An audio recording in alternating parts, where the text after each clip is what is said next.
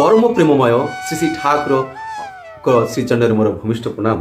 परमाराध्या जगज्जननी Shri Shri Burma, परम पूज्यपाद श्री श्री बर्दा, परम पूज्यपाद श्री श्री आचार्य देव श्रीचंडर मोर भूमिष्ठ प्रणाम। जो समस्त दादा और माँ मैंने परम प्रेममय अमृत कथा श्रवण मनन अनुसरण कर समस्त को मोर आंतरिक राणित जय गुरु भक्ति श्रद्धा और प्रणाम। आशा करे भलरे अछंती एवं भलरे रहिबे। यह ही परम प्रेममय रंगारातुल चरण में तांकर श्रीपाद पद्म मोर ऐकांतिक प्रार्थना। आज परम प्रेममय श्रीहस्तलिखित सत्यानुष्ठान गोटे बाणी पाठ आलोचना करने जाऊँगी। तो आसतु दादा माँ मैंने भक्त मैंने इष्टप्राण निष्ठावान व्यक्ति माने गुरुजन ज्ञानी गुणी समस्त को आह्वान करुच्ची पाठरे मनोयोग सहकारे शुणु। आज बाणीटी हूँ क्षमा कर किंतु अंतर सहित। क्षमा कर किंतु अंतर सहित भितर रे गरम रखी अपारगता बशत क्षमाशील हेबाकू जाओ नाही। यही कथाटी यही बाणीटी पाठ होला परे श्री श्री बड्डा आदेश जुड़ान्दा यार व्याख्या करने को लगे। से कहले जार क्षमता अच्छी से भितर रे गरम न रखी क्षमा करी पारंती। श्री श्री बर्दा कहते जार क्षमता नाही सी कौन करेंगे, तार क्षेत्र में कौन हम। जुड़ान्दा कहते जमीदार अत्याचार कर प्रजार क्षमता नाई जे से जमीदार विरुद्ध में कौन कार्य कर। श्री श्री पितृदेव कौन कहते पुणी जो अपारगता थिले क्षमा करी पारंती नाही। कहीं जदि कौनसी दोष करे आउ तांकु जदि क्षमा करने को हुए तेबे भितर रे गरम रखिकी क्षमा कले से क्षमार परिवार कौन एक्शन हुए ना, अर्थात फल मिले ना। तो ये कथाटी आसची क्षमा। आम क्षमा केतेबेले करू, ये क्षमा शब्दटी केतेबेले प्रयोग करूचु जेतेबेले कौन व्यक्ति कौन प्रकार भूल त्रुटि अन्याय अविचार करती न कि अजुक्तिकर कार्य करती अनुचित कथा जेतेबेले आसची सेठी क्षमा करवा शब्दटी आम प्रयोग करूँ। आउरी शब्द मध्य आम प्रयोग करूँ जमती शास्ति विधान दंड विधान करवा। शास्ति क्षमा और दंड, क्षमा और शास्ति। तो आम क्षमा केतेबेले करूँ आ शास्ति विधान केतेबेले।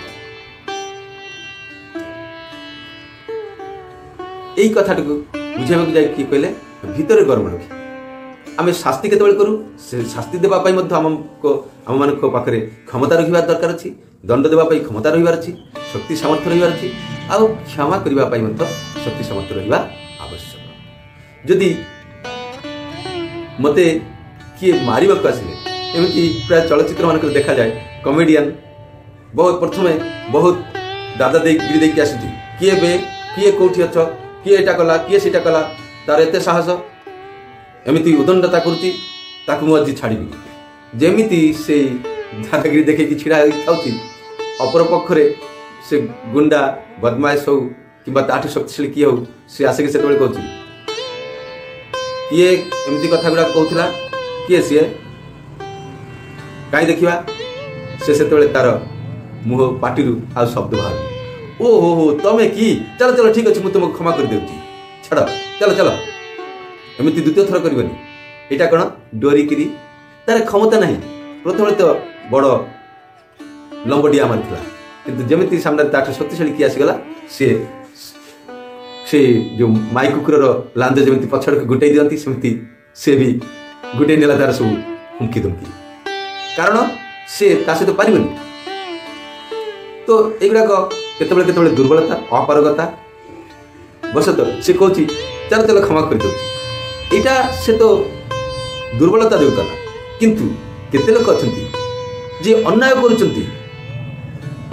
जहाँ सहिबा अनुचित सही हो ना किंतु तार प्रतिवाद कर पारना बरं चुपचाप सहिबा पड़ती। यहाँ कौन अपारगत बसत मानि नेबा क्षमा तो से करूना अभिशाप निश्चित करती किंतु ये परम प्रेम कथा जे क्षमा कर किंतु अंतर सहित अपारगता बसत ଭିତରେ ଗରମ ରଖି କ୍ଷମାଶୀଳ ହେବାକୁ ଯାଅ।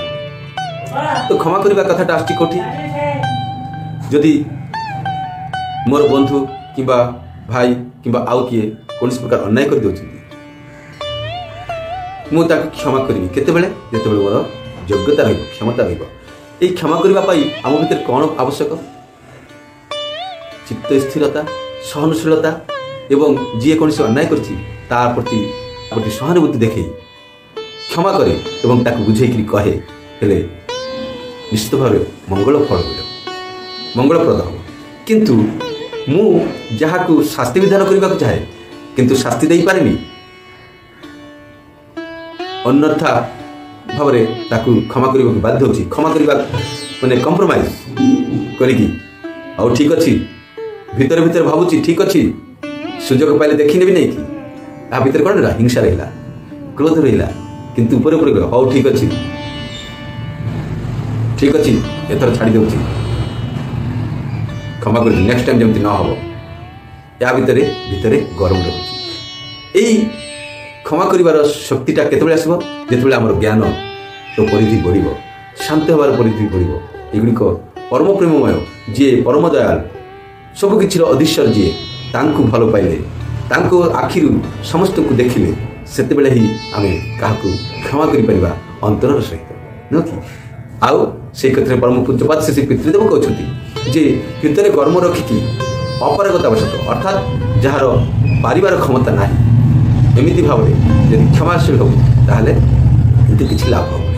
ଏମିତି ଦେଖିବାକୁ ଗଲେ ଆମେମାନେ ପରିବାରରେ ପିଲା ଛୁଆମାନଙ୍କ ଉପରେ ଅନେକ ପ୍ରକାର ଅନ୍ୟାୟ ଅତ୍ୟାଚାର କରେ କିପରି? ସେମାନଙ୍କ ଆଖିରେ, ସେମାନଙ୍କର ଦୃଷ୍ଟି, ସେମାନଙ୍କ ବିଚାରରେ ଆମେ ଅନ୍ୟାୟ କରେ।